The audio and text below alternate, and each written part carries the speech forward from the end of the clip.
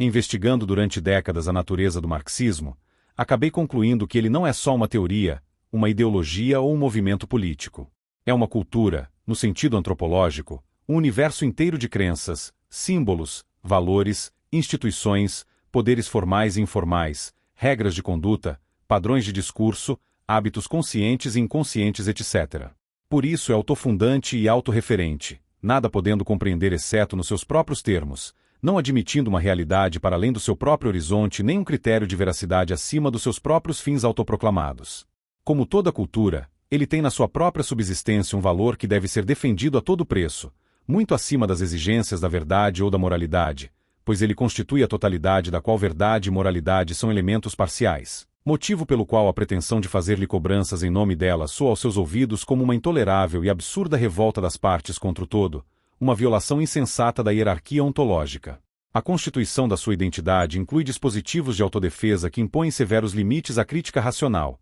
apelando, quando ameaçada real ou imaginariamente, a desculpas mitológicas, ao auto-engano coletivo, à mentira pura e simples, a mecanismos de exclusão e liquidação dos inconvenientes e ao rito sacrificial do bode expiatório. Iludem-se os que acham possível contestar o marxismo por um ataque bem fundamentado aos seus princípios. A unidade e a preservação da sua cultura estão para o marxista acima de todas as considerações de ordem intelectual e cognitiva, e por isso os princípios expressos da teoria não são propriamente o fundamento da cultura marxista.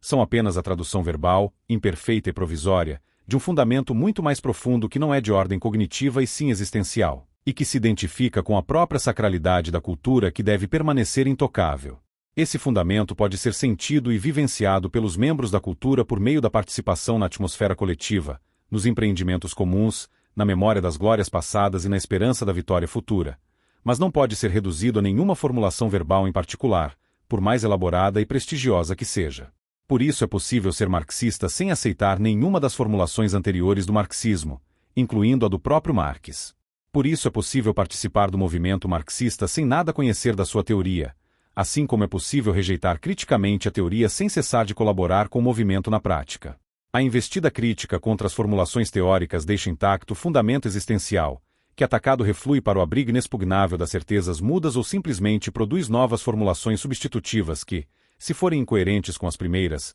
não provarão, para o marxista, senão a infinita riqueza do fundamento indizível, capaz de conservar sua identidade e sua força sob uma variedade de formulações contraditórias que ele transcende infinitamente. O marxismo não tem princípios, apenas impressões indizíveis em constante metamorfose. Como a realidade da vida humana não pode ser vivenciada senão como um nó de tensões que se modificam no tempo sem jamais poder ser resolvidas, as contradições entre as várias formulações do marxismo farão dele uma perfeita imitação microcósmica da existência real, dentro da qual o marxista pode passar uma vida inteira imune às tensões de fora do sistema, com a vantagem adicional de que as de dentro estão de algum modo sob controle, atenuadas pela solidariedade interna do movimento e pelas esperanças compartilhadas. Se o marxismo é uma segunda realidade, na acepção de Robert Musil e Eric Voegelin, ele o é não somente no sentido cognitivo das representações ideais postiças, mas no sentido existencial da falsificação ativa, prática, da experiência da vida. Por isso qualquer povo submetido à influência dominante do marxismo passa a viver num espaço mental fechado,